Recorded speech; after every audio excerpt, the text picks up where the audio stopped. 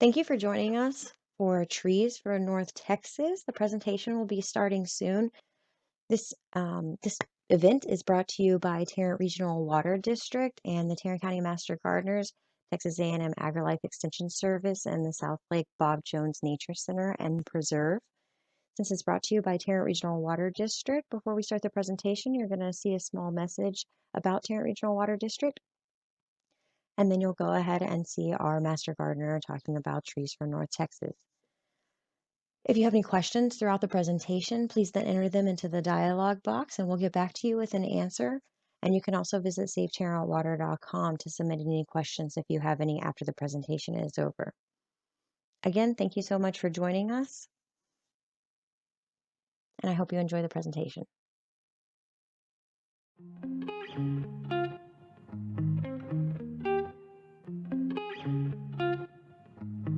Hello everyone, my name is Dick Pafford. I'm a Tarrant County Master Gardener and a citizen forester. And today Patsy Miller and I are going to give a presentation on the trees of North Texas, how to pick them, plant them, and keep them. And I'm Patsy Miller. I'm a Master Gardener and a citizen forester. I'm going to start the presentation with a short presentation from TRWD. The Tarrant County Master Gardener Association has partnered with TRWD and they are sponsoring today's program. They also help with our other educational projects. The Tarrant Regional Water District, TRWD, maintains 4 area lakes and pipelines needed to provide surface water to local water treatment plants so they can clean it to meet our drinking water standards for our communities. They also work with many cities in Tarrant County, such as Fort Worth, Arlington, Mansfield, and many others to provide water conservation programs to the community. Conservation is an important water supply strategy to help meet the needs of a growing population. There are currently 2.3 million people in Tarrant County. This is expected to double over the next 50 years. That's why TRWD supports many programs that help save water through outdoor watering and garden education.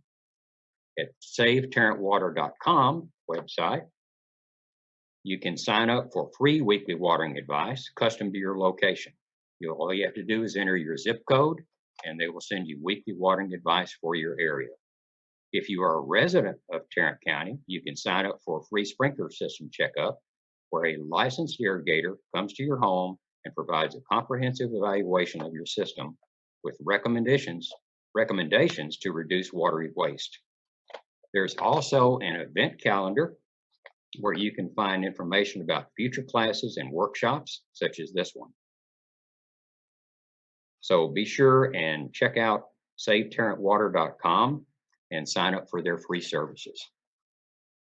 Okay, now I'm going to turn the program over to Patsy. As we noted earlier, that the title for our program is Trees for North Texas, how to pick them, plant them, and keep them. Before we start giving some specifics, it's always good to have reasons why it's important to plant trees and why they contribute so much to our lives. Maybe number one is they add to our property value.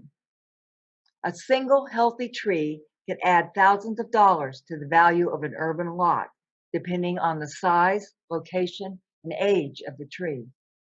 Deciduous trees that drop their leaves in winter can cut both heating and cooling costs by shading the summer sun, but allowing the winter sun to warm our house. Trees add beauty and aesthetics to a landscape, whether it's a small flowering tree used as a focal point, or the majestic oak that maybe you built your house around. In urban settings, neighborhood trees have been shown to reduce crime and foster a sense of community. More people go outside in neighborhoods where there are trees. The children play outside and people get to meet and talk to their neighbors. And studies have shown that hospital patients who can see a green space from their window recover faster. And trees just make life more pleasant. We feel calmer and more at ease with trees around us. Trees can also be used to screen areas that you want to block either the view or noise. A bank of Evergreen trees can hide a neighboring business or cut noise from a nearby roadway. And think of how your yard might benefit from a screened view or less noise. And they can also be a food crop, whether for serious gathering or the occasional nut harvest or jelly making. Gathering pecans or picking wild plums from your own tree has the potential of a fun family activity. So trees give back to us in many ways. So getting started, some things to think about when we pick a tree. And like a realtor, we need to think about location, location, location. And with trees, this means trees for our specific Dallas-Fort Worth area.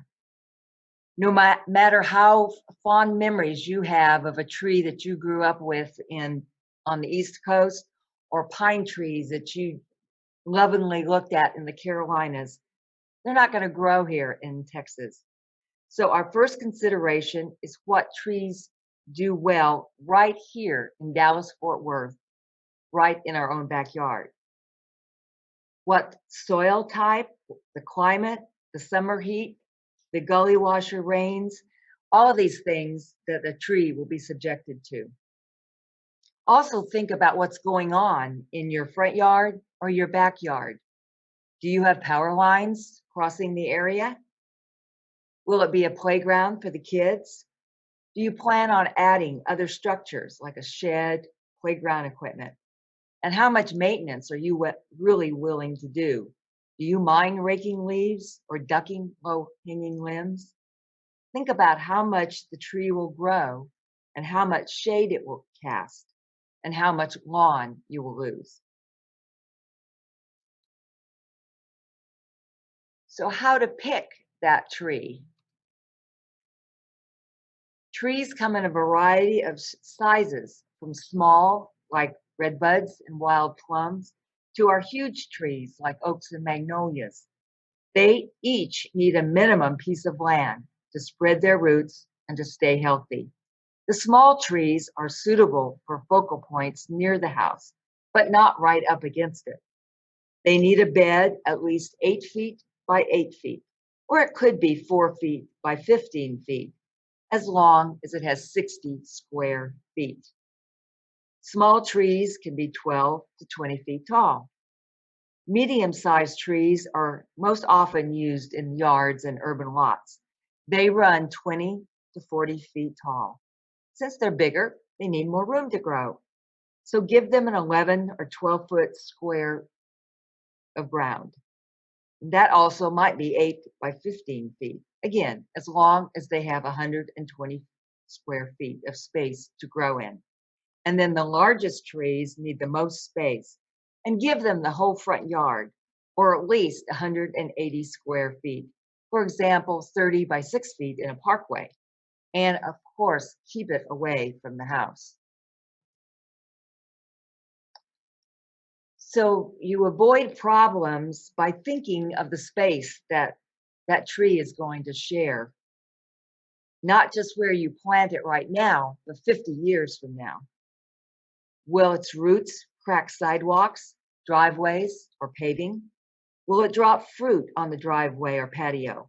Will that 5-foot sapling that you plant 5 feet from the corner of your house grow to be a mighty oak and fight with the gutters and roof line? Will its branches bang against the chimney? Will a little tree in the parkway block a stop sign or scratch cars that are parked at the curb? If you have power lines over your property, don't let your tree become a utility company problem. There are many small trees that don't grow tall enough to get into power lines. And if you already have a tree with this problem, you might want to hire an arborist to keep your tree trimmed back so the power company doesn't have to cut out the crown. And what about your neighbors? They may not appreciate your tree growing over their property, maybe blocking their vegetable garden or dropping cottonwood seeds in the pool. The answer to all of these potential problems is to think ahead. Imagine what a tree will look like full grown. How tall will it get? How wide? Where will the branches reach? Will it flower? Will the seeds make a mess? So thinking about it will stop problems before it happens. So we've talked about the right tree, the size of the tree, and there's deciduous evergreen versus evergreen. How about traits of the tree? You want a native? You want fall color? You want it to flower, to be drought tolerant? How will it cope with the standing water after that gully washer in your front yard? Do you want it to have fruits or nuts? As we talked about, trees vary widely in how tall and how wide they grow. Small trees are usually 12 to 20 feet at maturity. So don't be misled by a small tree in the shopping mall parking lot. That little 5-foot square bit of soil may look good now, but in a few years, that oak may be cracking the parking space. Small trees are the best choice for near a house or under power lines. The medium trees have a range of 20 to 40 feet, and they're best for most urban lots. And the big trees are over 40 feet, and that may mean 120-foot bur oak or a standard magnolia. So don't be fooled by tiny baby trees. As the old saw says, mighty oaks from little acorns grow. And we talked about earlier about native trees and what makes them a good choice.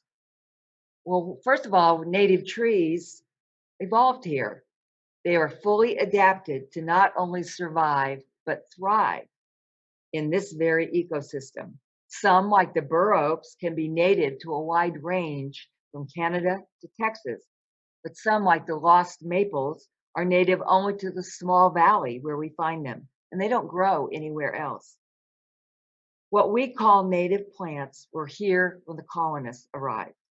Other plants that do well here but came from elsewhere are called well adapted.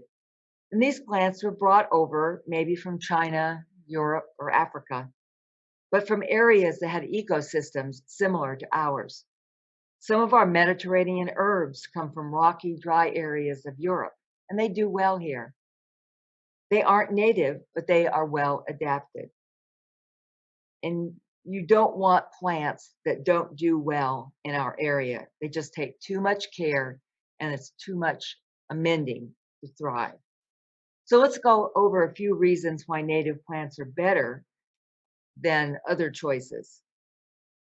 Because they evolved here, they're low maintenance, and they've survived here quite nicely on their own for thousands or maybe millions of years. They have adapted and are resistant to local pests. They know our temperature range, our soil type, and they like it. They've experienced our summer heat and our droughts, our spring gully washers, and erosion. Natives are just easier to care for. They've done it on their own and for a long time. And they're also part of our diverse ecosystem. They connect to the rest of nature. They're food for native insects. They're fruit and housing for our birds here. They're habitat for local mammals. They all belong here and they work together. But on the other hand, if your home landscape has been greatly changed, maybe the native soil on your property has been scraped away during building, or you've amended a lot, added sprinklers, or added soil or sod, a well-adapted tree may be more suitable to the new landscape. Another consideration is how big should I buy? That's more a question about you than the tree. How fast do you want results? How much time, patience, and money do you have? Whether you get a small, bare-rooted sapling, a gallon pot, a 5-gallon pot, or even a large bald and burlap tree, there will not be a great difference in size after several years. The smaller trees starting younger, grow their roots out into the soil quicker. So they grow faster at the start. A potted tree will start slower as it develops a wider reach for its roots. And the larger balled trees have lost much of their root ball and will need to spend time and energy growing those back before it can start growing above ground again. But the result is that after 10 or 20 years, which is not long for a tree, all will look about the same size. So the real question is, how fast a result do you want? The big tree will give instant results in the landscape, but they're more expensive and harder to plant. The smaller tree takes time and patience, but less money and a smaller hole to dig. Another thought, should it be a container, bare root, balled, or burlap? Container grown trees have all of their roots intact, so they'll reestablish more quickly when planted. We can now buy very large trees that have been grown or at least finished in containers, and these can be planted at any time of the year.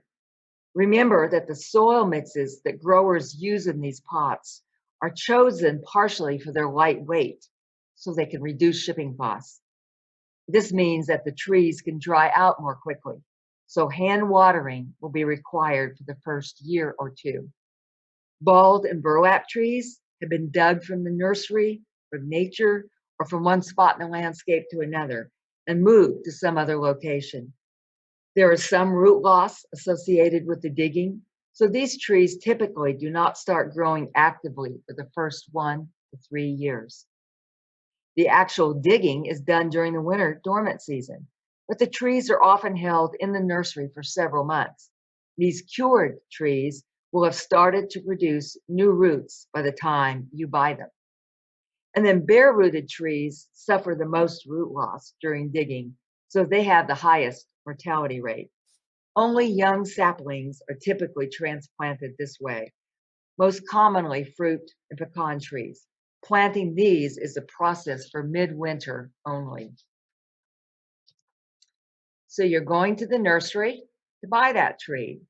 What are some things to look for? One is a strong single leader trunk. And of course, this is true for those trees that do have a single leader. You have some trees like crepe myrtles and others that may be multi-trunked, but the same rule goes for either.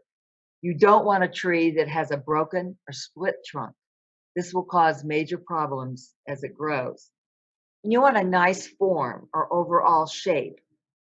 Oddly distorted trees will only get uglier. No trunk damage or wounds.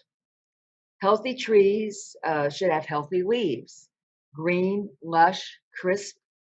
Leaves that are yellowing, drooping, damaged, frayed, or small or odd shape are all signs of poor health. Trunk flare, that's the slight widening at the ground level where the trunk turns to roots. If the flare is too high, the tree is pushed out of the pot. Or if it's not there at all, the tree may be planted too deep for good health. Soil in the pot should be clear of weeds. If it has weeds, that's an indication that the tree has been in the pot too long and it has not sold. The pot should be appropriate for the tree size, so it's not root bound or over potted. You also want to look carefully at the roots. A good nursery understands root health and doesn't mind if you carefully pull the pot from the plant from the pot to examine the roots. You want a fine webbing of white roots on the surface of the root ball. Brown or black roots means a plant has been overwatered, maybe dying. Too much root, especially circling the pot or filling it, means the tree has been in the pot too long. You would have to cut the circling roots free and shock the plant to get them unwound. So it's best to avoid them in the first place. After all of that, you may want to just grow it yourself from seed.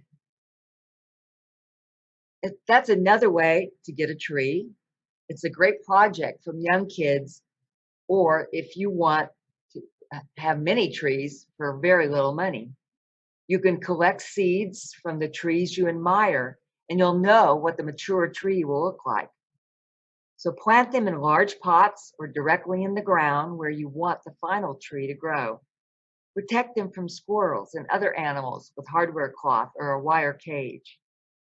It may take a year or two to see them actual growth, but it gives great joy to watch it get bigger and stronger.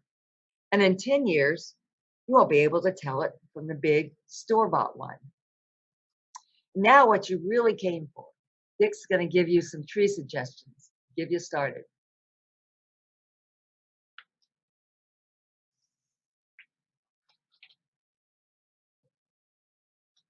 Thank you, Patsy.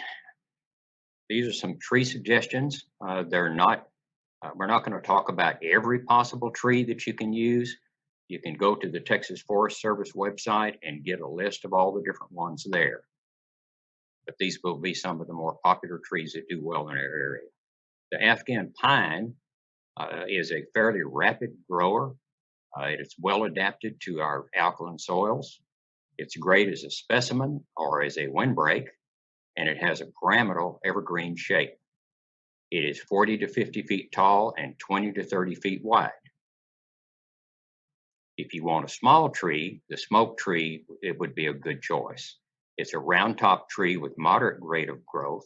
It has wispy flowers, and they're produced in big billows in May and June, hence the name smoke tree. It's deciduous, it's 12 to 15 feet tall and 8 to 10 feet wide. Bald cypress is a large upright tree that thrives in wet conditions. So if you tend to have areas in your yard where there's a lot of moisture, that might be a good place to put this tree. The foliage turns bright orange or red in the fall.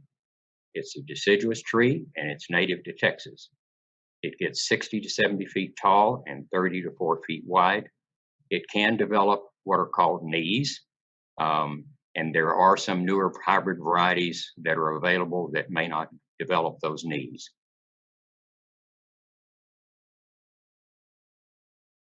The bur oak is a large rounded shade tree native to Texas, has yellow fall color with golf ball sized acorns. You don't want one of those to hit you on the head. It's deciduous, it's 50 to 60 feet tall and 50 to 60 feet wide. Cedar elm is a large upright shade tree, also native to Texas. It has beautiful form and yellow-orange fall color. It's deciduous, it's 50 to 60 feet tall and 40 to 50 feet wide. The Chinese pistache is a large shade tree with beautiful fall color, scarlet, crimson, orange, sometimes yellow. Female specimens bear clusters of red fruit. This fruit can fall on the ground and may get a little messy. So you may want to consider getting a male tree rather than a female. It's deciduous. It gets 50 to 60 feet tall and 40 to 50 feet wide. The chinkapin oak is a large rounded top shade tree native to Texas which produces a bunch of acorns. It's native to the dry limestone cliffs and hillsides, but does well in other sites as well. It's deciduous, it's fast growing, it's 50 to 60 feet tall and 30 to 35 feet wide. So it's not quite as wide as some of the other oaks. The crepe myrtle is a small upright tree adapted over our entire state. There are many varieties and sizes. So when you're looking to plant one of these, take into consideration the mature size of this crepe myrtle and buy the one that's appropriate for the size where you're planting it. Showy flower sprays from early summer till first frost. Many have a beautiful peeling bark, and they're best used as a small specimen tree in sunny locations. It's deciduous, it's 12 to 25 feet tall and 10 to 15 feet wide. This is a sample of one of the crepe myrtles. This is the Natchez crepe myrtle. It's very vigorous, fast upright growth with large, fragrant white flowers. spectacular cinnamon exfoliating bark on mature specimens. It's mildew resistant. It's considered one of the best crepe myrtles of all time. It gets to 25 feet tall at maturity. Deodar cedar is a large pyramidal tree often planted as a living Christmas tree. New dwarf, golden, and golden green varieties are available. It's evergreen, drought tolerant. It's 50 to 60 feet tall and 35 to 40 feet wide. If you want a very drought tolerant tree, the desert willow is a good choice. It's a small, fast growing tree with open, airy form, has trumpet shaped flowers, as you can see in the picture. And these are born through fall.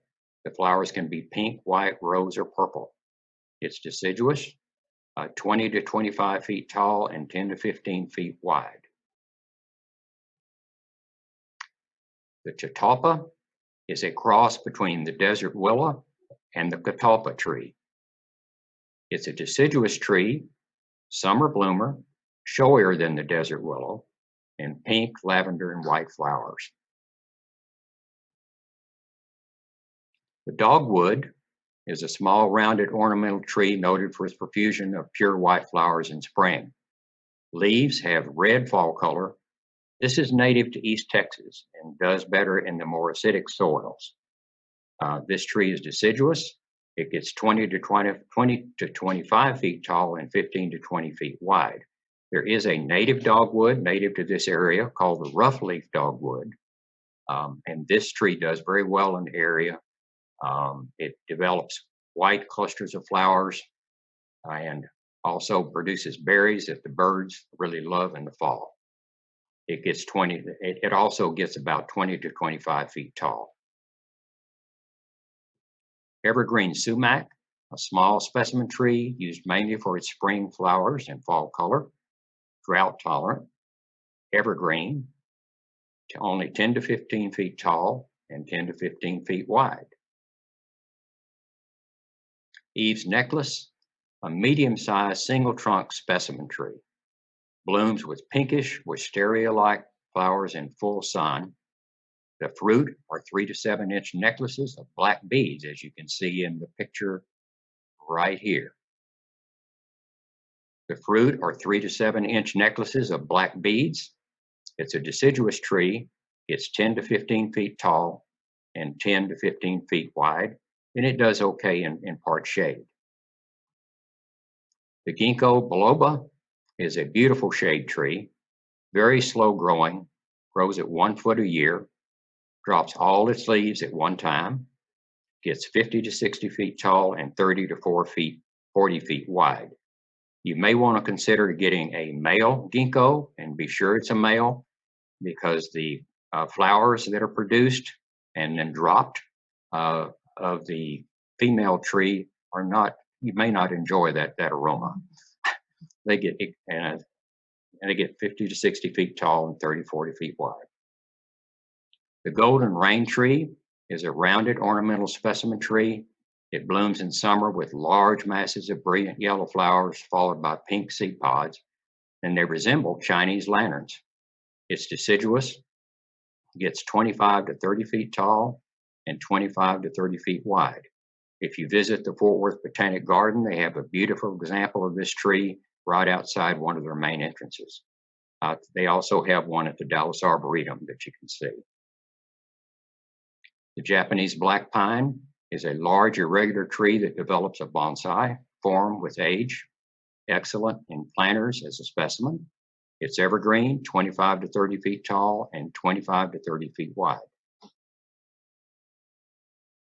The Japanese ligustrum, a small rounded tree, moderate to rapid growth, generally grown as a large shrub.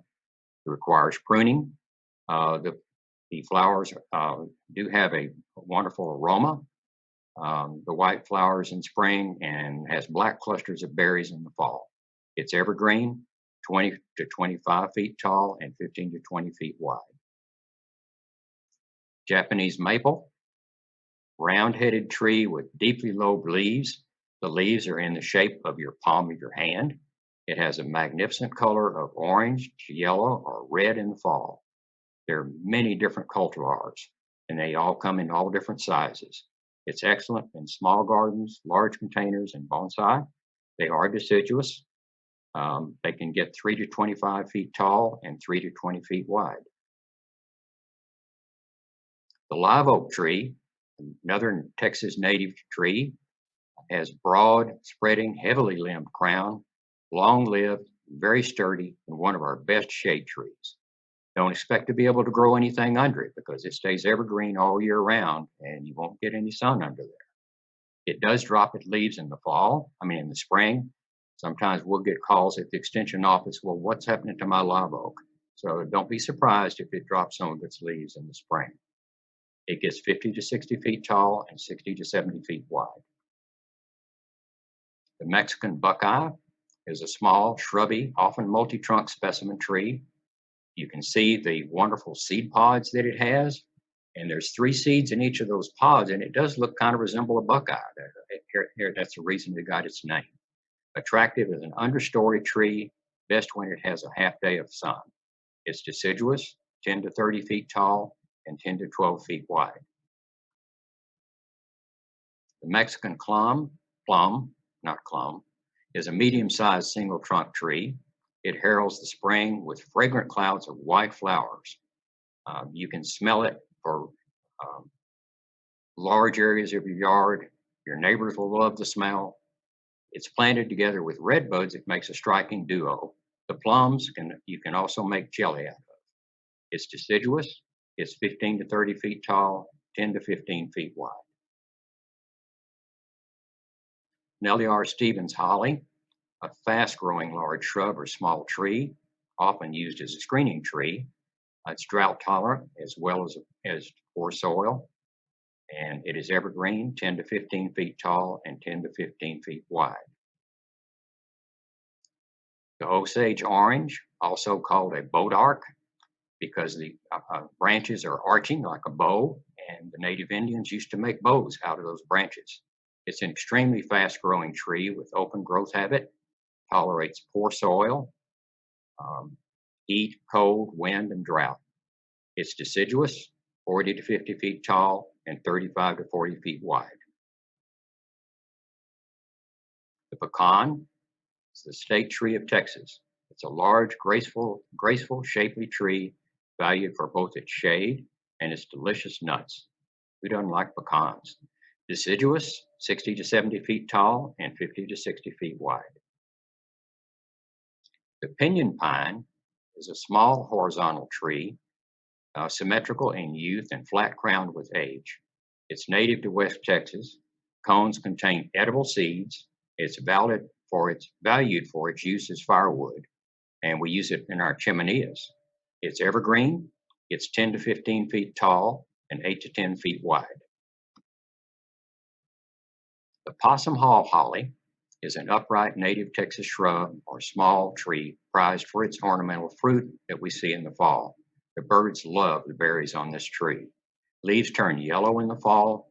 Red berries ripen and persist until the birds have eaten all of them.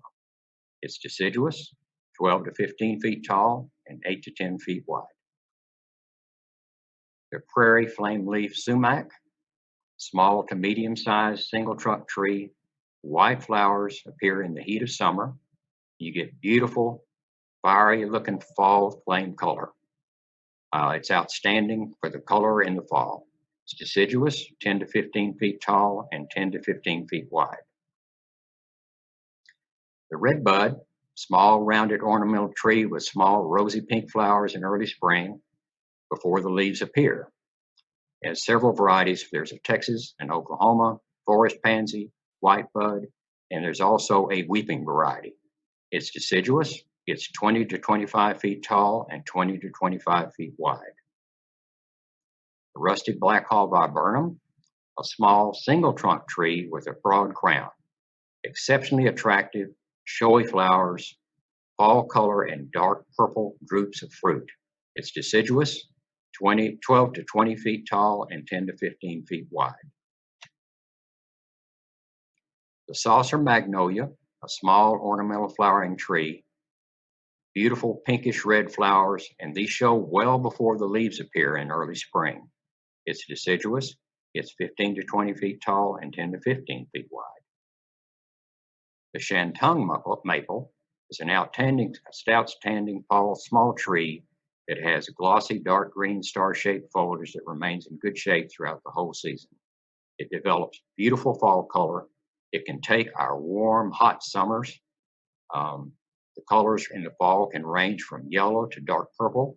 It's deciduous. It's 20 to 25 feet tall and 15 to 20 feet wide. The shoe-marred red oak, large, majestic, rounded shade tree with open branching habit, brilliant red fall color, great lawn or street tree. It's deciduous, 50 to 60 feet tall and 40 to 50 feet wide. The southern magnolia is a large upright tree valued for its large glossy foliage and large fragrant flowers that bloom in summer. It's native to East Texas, but it does just fine in our area. New and improved cultivars are on the market. These trees are evergreen. The ones that are on the market, there is a little gem magnolia that gets about 35 feet tall, and there is a teddy bear magnolia that only gets about 20 feet tall. So these are excellent trees for smaller spaces. The southern magnolia gets 60 to 70 feet tall and 35 to 40 feet wide. Sweet gum tree is a large shade tree, upright and somewhat cone-shaped when young. Leaves turn purple, yellow, or red in the fall. There are also several cultivars available on this tree. The rotund biloba is one of the varieties, 60 to 70 feet tall and 35 to 40 feet wide. The sycamore tree, a fast-growing shade tree that tolerates most soils. It does best with deep watering and does better in moist areas in your yard. It's native to Texas. Improved varieties are also available to this tree. It gets 60 to 70 feet tall and 35 to 40 feet wide.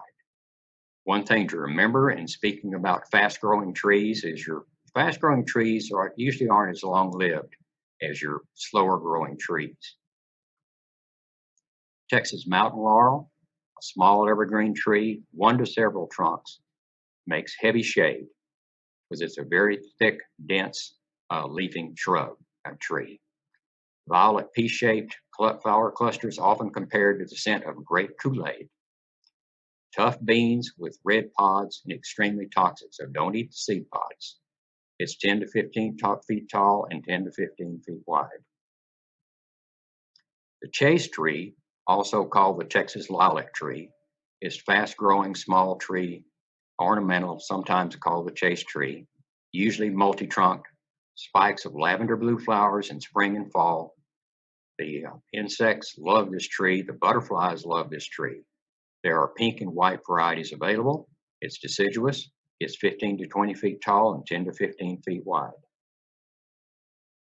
The water oak is not an oak that you're going to see a whole lot in our area because it prefers a more acidic type soil, but it is a large round top shade tree adaptable to most soils. It is native to East Texas, so it prefers the acidic soils. Deciduous, 50 to 60 feet tall and 40 to 50 feet wide. Weeping willow, a very fast-growing shade tree, tolerates poor soils and poor drainage and likes moisture conditions. Requires plenty of space and water, and it's best near a stream or a lake. It's deciduous, 50 to 60 feet tall, 40 to 50 feet wide.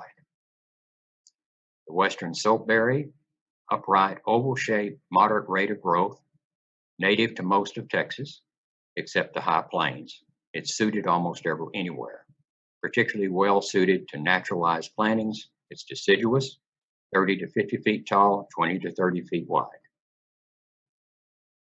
The wisteria, twining, fast-growing woody vine with clusters of beautiful, fragrant violet, blue, or white flowers, but it can be trained into a small, single-trunked ornamental tree. It blooms before the leaves appear in the spring. The lacy oak is a beautiful small oak. So if you want an oak for a smaller area, it's a very good choice. It's native to the Texas Hill Country, spreading canopy with attractive bluish green foliage, has yellow fall color. It has high tolerance to heat, drought, alkaline soil, and pests. Makes a wonderful shade tree for smaller yards, 20 to 25 feet tall, 15 to 20 feet wide. Yopon holly, also called Ilex bombatoria, because if you eat those berries, they could make you sick at your stomach. It's a small ornamental tree native to Texas, usually grown as a multi-trunk specimen, has bright red fruit, persists all winter long, and is a favorite for birds, especially the cedar waxwings and robins. It's evergreen, 15 to 20 feet tall, and 10 to 15 feet wide. As I mentioned, this is not meant to be a list of all the trees that are possible, and I will show you a website where you can go to get more information.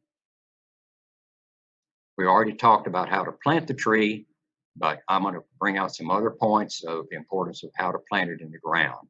You want the hole to be twice the diameter of the root ball, and you do not need to make it any deeper than the root ball needs to be planted in the ground. If there are no roots available, when you're taking the plant out of the pot, then you should probably plant it an inch or two above the soil level when you're putting it into the ground. You only use native soil, no potting soil, and water the soil as you put it in around the tree. It's important to water very, very deeply, so make sure that you water with a soaker hose, with a hose, so that you can make sure it gets all the way to the bottom. And that's another reason to water it as you put it in the ground. It's important to sometimes it's best to create a berm around the tree. Make sure it has plenty of sun and space. Again, select the right tree for the area where you're planting it. You don't want to put a tree that's going to get 50 feet tall and 50 feet wide, 10 feet from your house. Check the roots that are free and spread. Make sure they're not circling roots that are around that will girdle the tree. Hole 2 times as wide, use existing soil. No amendments needed. Build the berm, and then you can fill it with mulch. You don't have to put the mulch up against the trunk of the tree. You can protect the bark if you have one of the thinner skinned bark trees like the Texas red oak, for example. You can buy a paper wrap where you can protect it from sun scald. Sometimes if these younger trees are exposed to sun, that bark will start peeling. Some trees may need to be staked.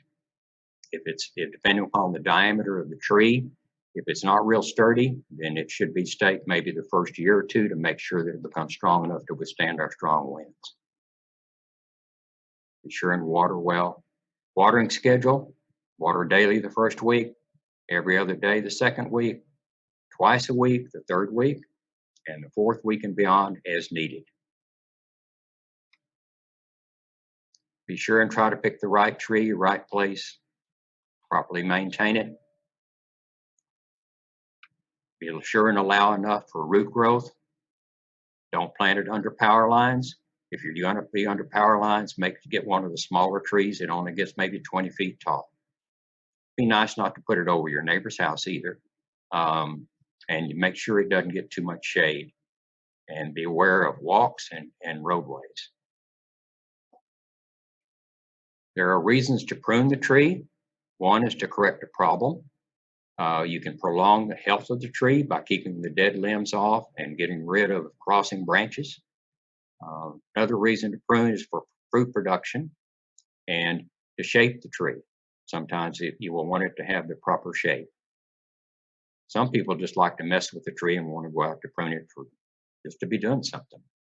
Safety is always one of the main concerns.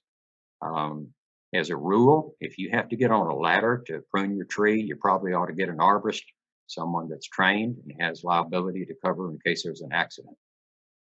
Assess your own willingness and ability to complete the task safely. Consider your options and alternatives before doing anything, and have an objective in mind before you start doing anything. Shade trees are traditionally pruned during the dormant season, which is winter, before bud break. Shade trees can be successfully pruned after the initial flush. The wounds are most effectively sealed during this time. Avoid major pruning during spring when growth is active and tender. The red oak family is treated differently. You should not prune them between February and June to July because of the risk of oak wilt. And we were taught in citizen forestry that if you prune a red oak during the wrong time of the year, you should probably use a sealing paint. It can be a latex paint, but something should be done to seal it. And if you do that sealing, it needs to be done immediately after the cut. If you give it too long, the little beetle that spreads that fungus can get into that sap and infect your tree. Spring flowering trees prune after the flowering season has ceased, and summer flowering trees prune in winter or early spring. You can prune dead, broken, or damaged limbs, competing, crossing, rubbing branches, limbs that create a hazard. Make sure you can walk under them when you're mowing your yard. Young trees need a corrective action sometimes to adjust the height of the tree. Keep in mind that you always want on any tree, no matter what size it is, you want 2/3 canopy and only 1/3 trunk. So when you're trimming, look back and look at that tree and make sure you're keeping 2/3 of the canopy of that tree. Ideally, try to limit removal of existing foliage to 30% or less, and be real careful when pruning young trees. Large limbs that are pruned cause large wounds, and they can take a lot longer to heal. So make sure you do proper pruning. Do not prune the tree like this tree here. They took off all the foliage in between the very tips of that tree. That's called lion's tailing. And they've probably taken off too much foliage, and that tree will probably not do well.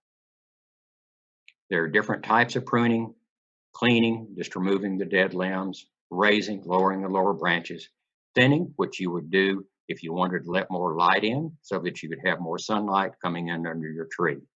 Now you would not be able to do that with maybe your thicker, heavier, densely foliated trees like the live oak and the Texas mountain laurel, because those trees are going to be too dense to ever get any light under.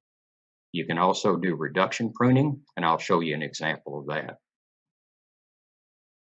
This is how you would prune your tree if you have a larger, heavier branch. If you have a smaller branch, you can cut all the way back. You can see where I'm pointing here with the arrow. That's the branch collar. You always want to cut outside of that branch collar when you're pruning a branch. If you don't, that wound will not heal. If you've got a larger branch, you're going to make your first cut several inches away from that branch collar, and then you're going to go make your second cut 2 or 3 inches outside of that first cut. That prevents the bark from peeling off, whenever that branch is cut loose. And then your third cut is, there it is, would be right here, which is removing the little stub that's left. And you never want to leave stubs either.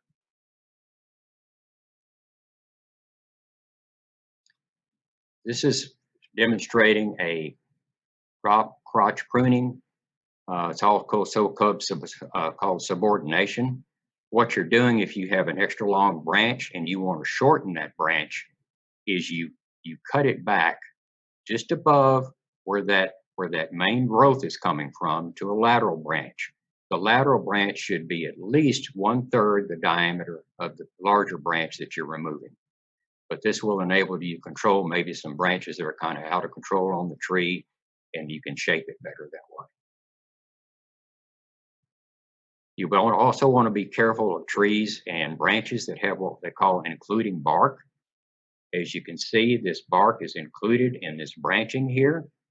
The Bradford pear is notoriously bad about this, which is the reason these are not used as much anymore, because that area will decay and the branches will break. If you do have to cut back, you want to make your pruning cut way back in here so that you make sure you get all of that included bark out of there. Water and debris gets into there and it will decay very quickly. If you need help, have questions about pruning, it's a good idea to get an arborist There are regular arborists and there are ISA arborists. An ISA arborist has to get recertified every year with educational hours. If you want to take a picture of this slide, this has the websites that you can go to find an arborist in your area. The treesaregood.org website will give you a list of arborists once you put in your zip code. The same is true for the ISA arborist website. For best local tree info, here are some websites: texastreeplanting.tamu.edu, and then the Texas Tree Selection Identification, which is foresttexastrees.gov forestry. And these are some reference books. If you want to learn more about trees, the field guide is a pocket version that you can carry with you. It has wonderful pictures showing the leaves, the bark, and the fruit that all these trees produce. There's also another one, Field Guide to Texas Trees, that is also very good. Don't forget that you can call our helpline and ask us any questions, and we are there to help you with your tree questions. If we are unable to help you, we would make a recommendation for an arborist and give you some good names of certified arborists. We always recommend at least 3 different arborists whenever we recommend them, so that you can get different opinions. The Master Gardener helpline is 817-884-1944. You can also email us at tarrantmg@ag.tamu.edu. Okay. I hope you've enjoyed the presentation given by Patsy and I today, and we wish you good luck with your tree planting.